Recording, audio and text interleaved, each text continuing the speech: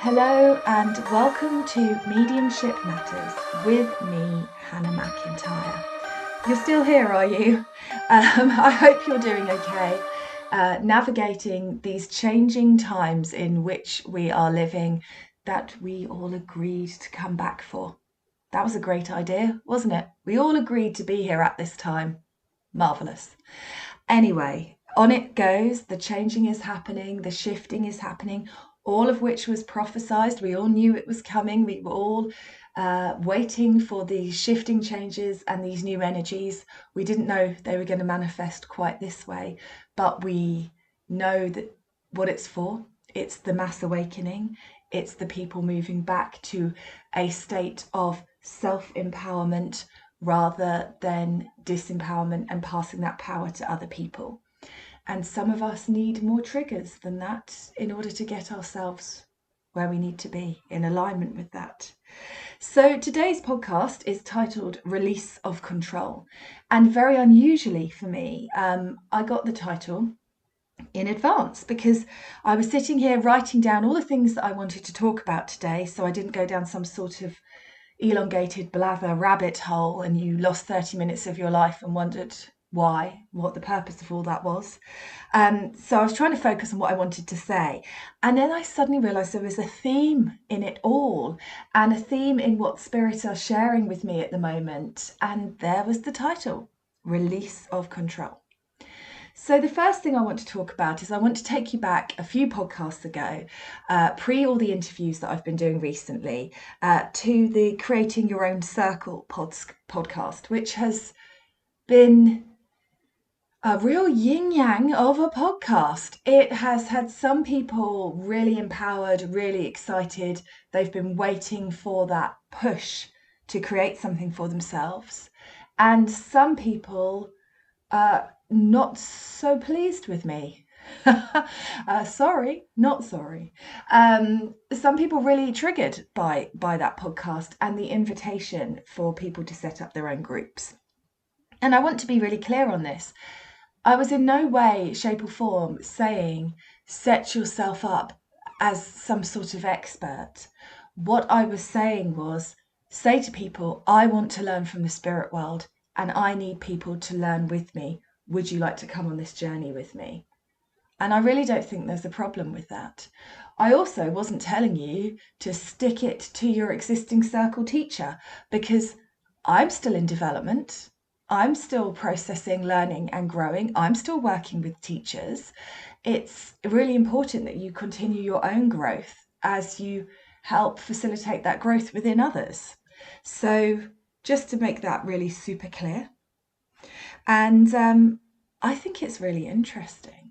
And I want to be honest with you here because I do always try to be honest. A few years ago, if I had heard that podcast released by somebody else, it would have triggered me something chronic. So I have no judgment for the people that are a bit pissed off with me because I would have been a bit pissed off with me too. And I've been very much working on my self-worth. It's an ongoing battle, and the issues that I have within that self-worth and money, because money and self-worth for me are woven very tightly together because of my earth experience and my earthly beliefs. And it's always a problem between wanting to do the work and do the work the right way and make it accessible, and the judgment that I feel on myself that I'm being greedy, that I'm doing this, that, and the other. So we're always working through all of those kind of areas. We all have to do that. And I'm definitely working on stuff like that. And I can admit that 5 years ago, if somebody had come to me and said they're starting a circle with no experience, I would have been horrified. And I probably would have dressed it up as being horrified that they needed to know stuff, that they needed to be in a certain space, that they needed to be at a certain level to be able to run a circle. But if I'm completely honest, I think it would have been more that I would be worried that they would be stealing my clients. And I'm not saying that's where all of the people that have messaged me complaining have come from, or all the people that have listened and are annoyed with me who haven't messaged yet. I'm just saying that's my story with it. And I understand that you might not be comfortable with that yet. And who knows, you might be right. I might be wrong. Or I might be right for my journey, and you might be right for your journey. And that's where this release of control comes from. But I do still stand by the fact that we are in desperate need of community, but also of people getting together to experience the spirit world and people being empowered by the spirit world. I was on my Elevate group last night with my students, and we were having a lovely conversation at the end, or at least I thought it was. They might have been bored stiff. But one of the things that we were talking about is that really a good reading, a good reader is all about empowering people to read for themselves. And I'm really talking about card readings here. You can't do a loved one in spirit connection for yourself in the same way.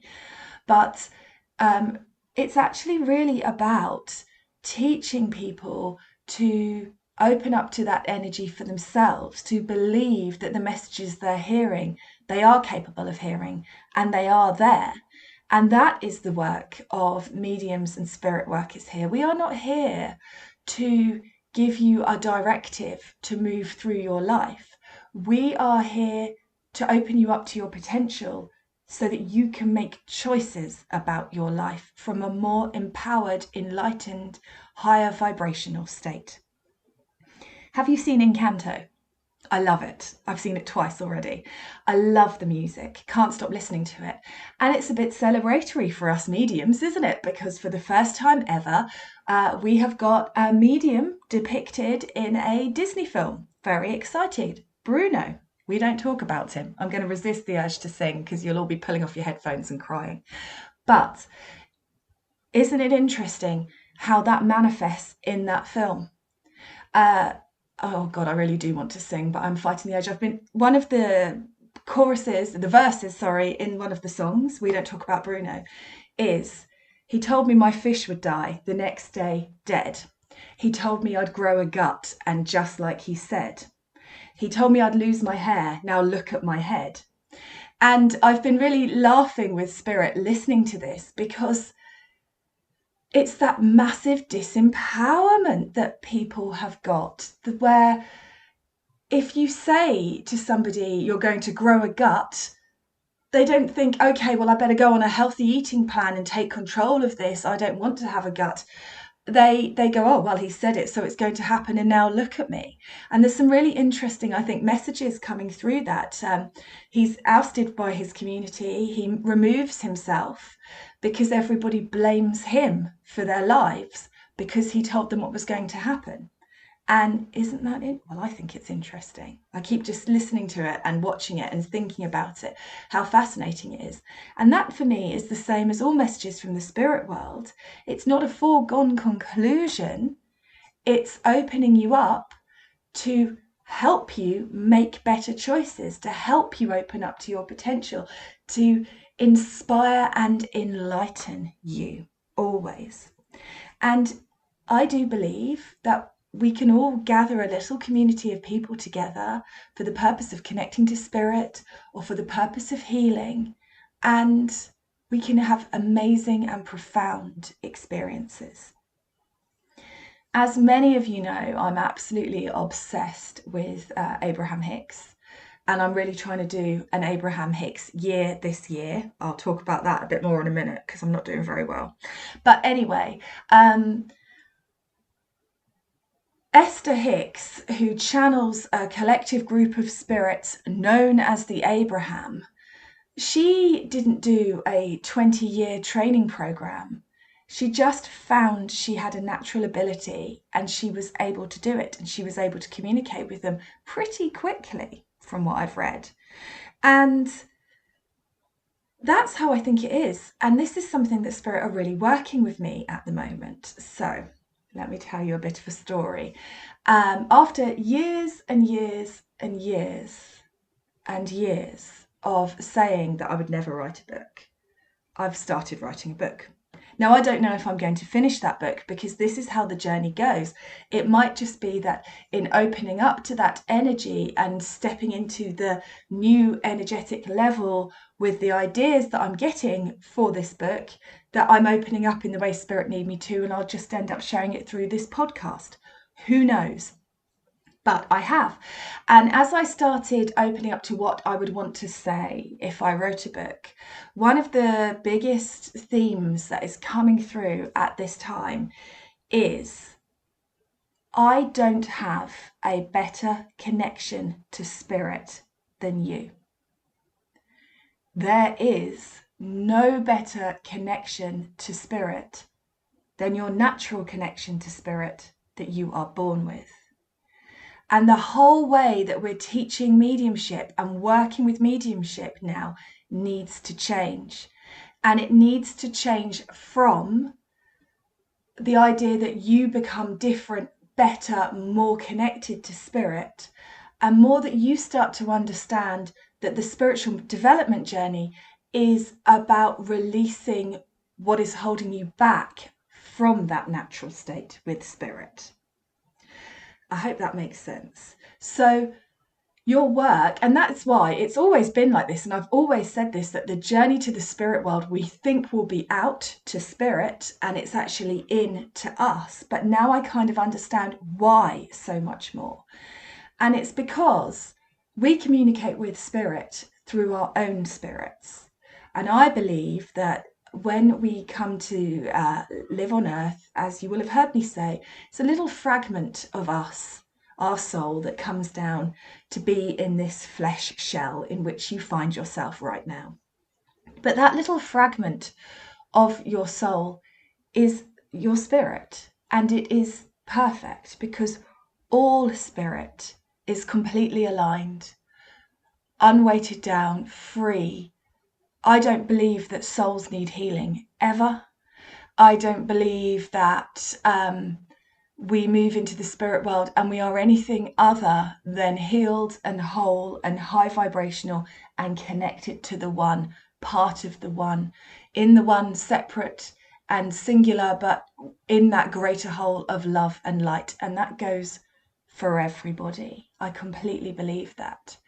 And I believe that our communication to spirit happens through our own soul, is facilitated through that soul.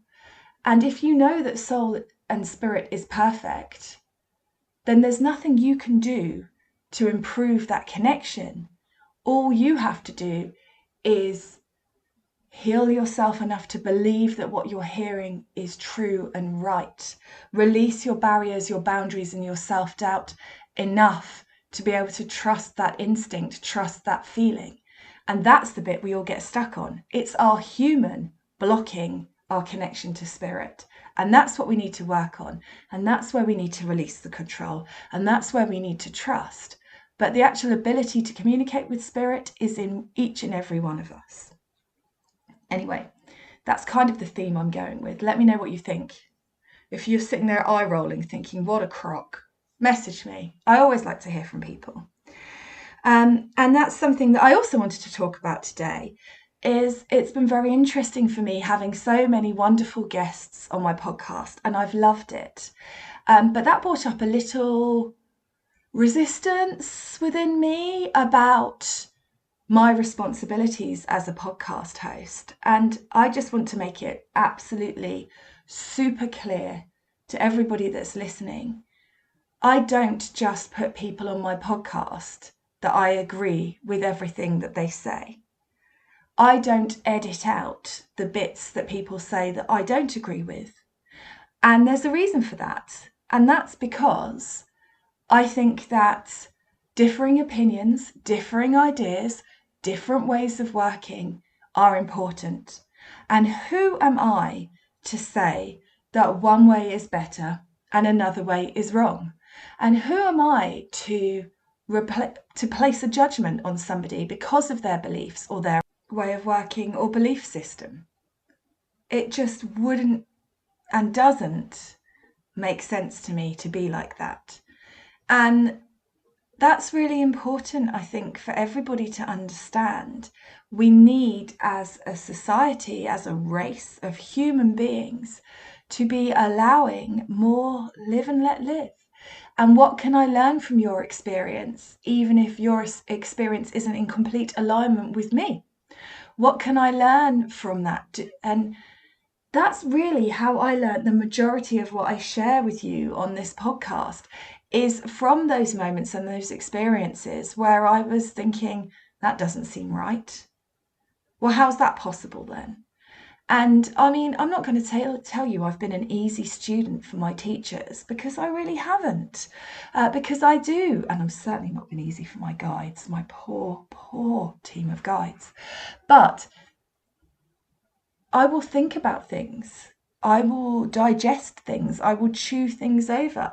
I will try and understand things. And I have learnt more from the bits that didn't resonate with me, that didn't make sense to me, than I have from the bits where I've gone, yep, that's perfect, because I've had to sit with them and I've had to think about why they didn't resonate with me.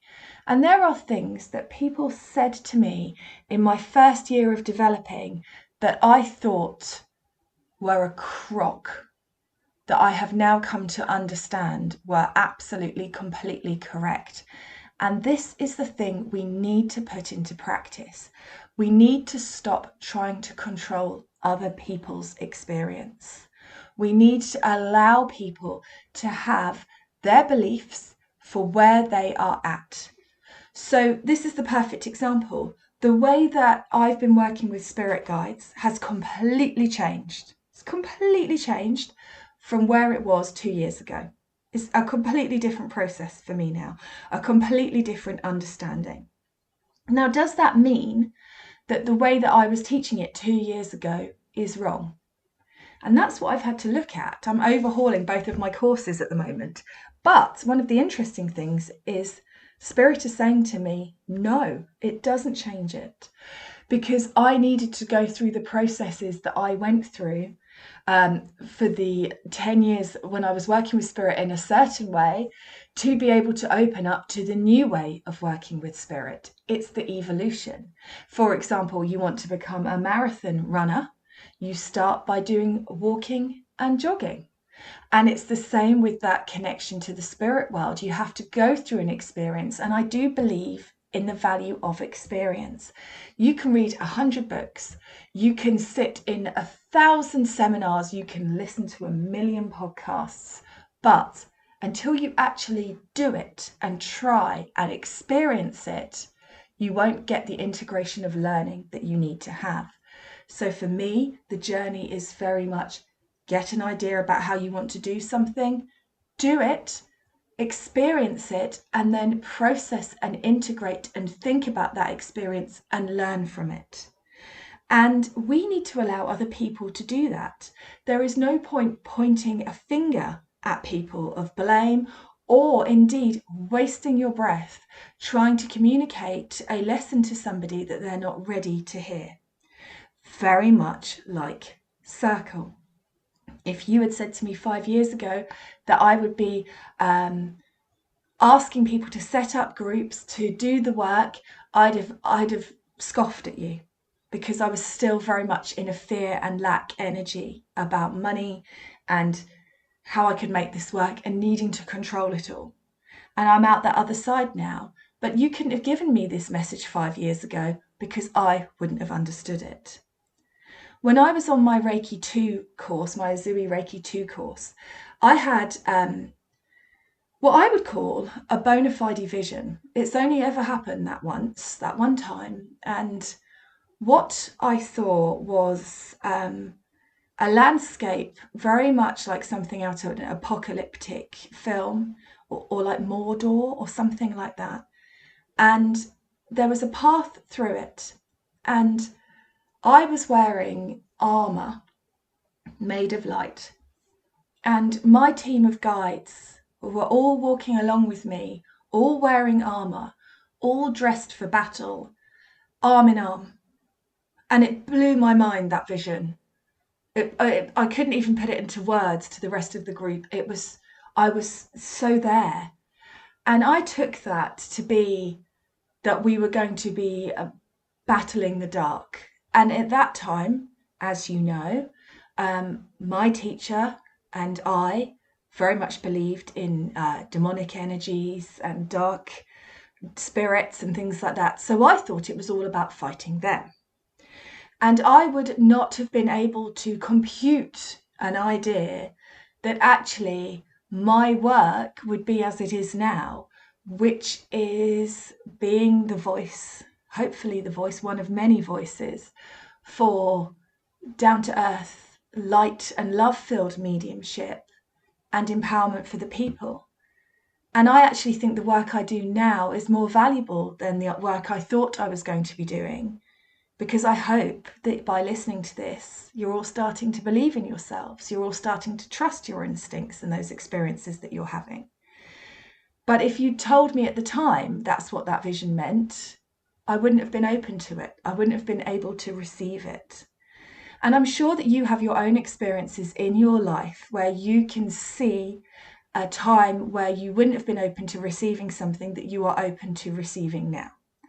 And I'm sure that you can understand that in the future, you will be able to look back and see at this very moment right now, there were things you were not able to understand and not able to receive that you can in the future at some point see in a completely different light.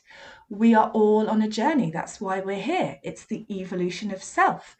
It's the experience of the soul. But let this be your mantra. We don't empower ourselves by disempowering others. And I have been through so many experiences where I was sad and unhappy and afraid and disenchanted and so desperately wanted to be seen and so desperately wanted to be loved that I have made crappy, shitty, horrible mistakes, and I have caused other people pain. And I have done damage.